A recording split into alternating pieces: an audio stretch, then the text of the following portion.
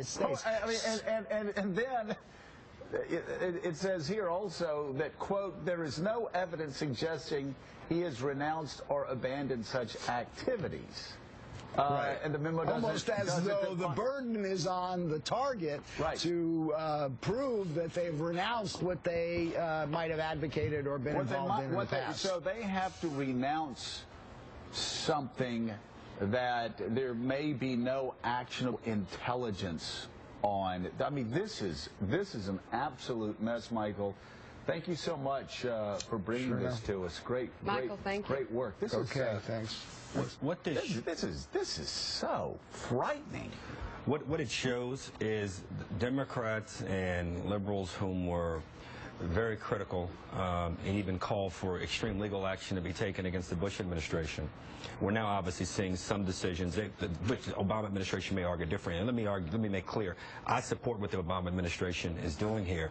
But it goes to show just how difficult, how messy, and for when the Bush administration would make the point, those senior leaders would say it's difficult for perhaps some to understand what we're dealing with here. When we talk about this level, all national security decisions are serious, but when we're talking about this kind of threat, we have to make at times very messy and sometimes uncomfortable and oftentimes questionable decisions. So I think my only point is Democrats need to now think back about how they conducted themselves and the questions they raised about Bush administration tactics. I didn't raise those questions as aggressively as some of my friends did, but I think it's important that everybody take a step back and take a breather here, particularly Democrats. Because this would be as questionable, if not more questionable. If this were happening and his name was Bush, I think there'd be a lot of criticism coming at this president. If George Bush had done this, it would have been stopped.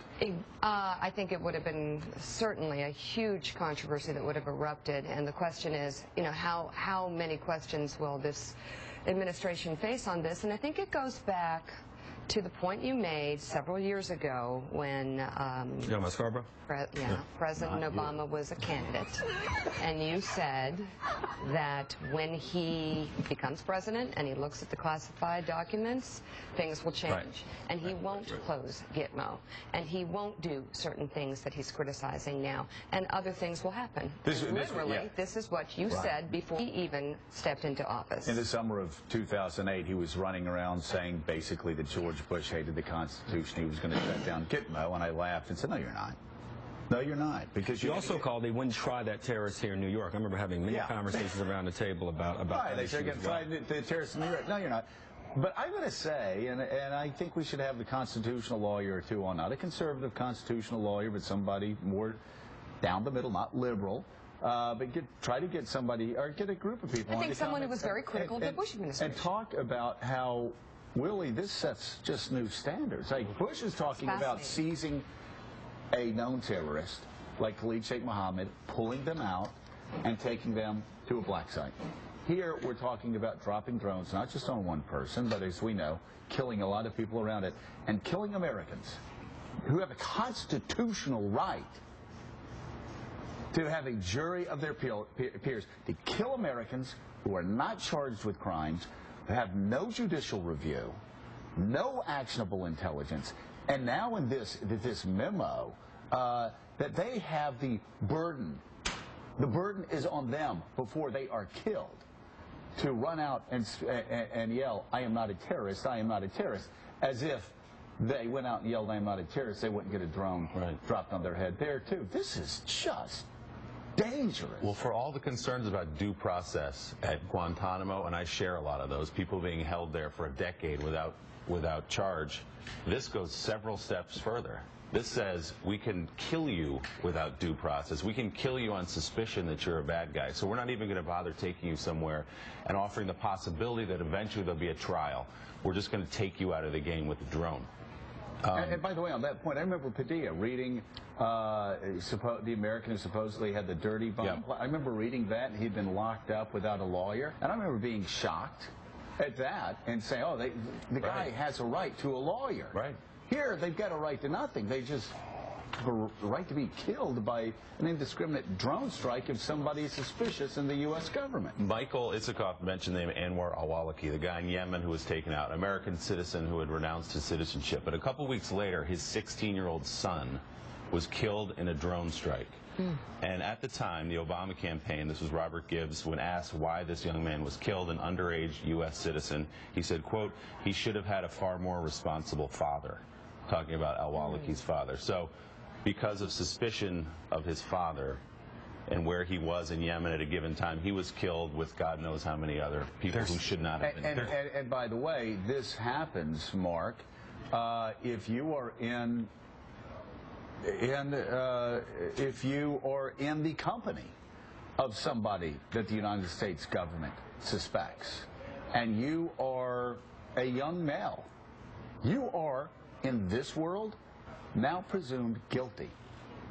And you could be killed, again, for having, quote, the wrong father. This is so chilling. It is not being weak on the war on terror to not find this to be chilling and a real threat to our civil liberties. And there's some United States senators asking questions about it with no judicial review. I think it's incumbent upon senators, with the release, Michael Isikoff getting this memo, to say, what else do we need to know about this program? Because the standard is brand new, and it involves killing Americans without any of the safeguards that we expected pre-9/11. And by the way, some people, and I think you said it here, was it John Yoo?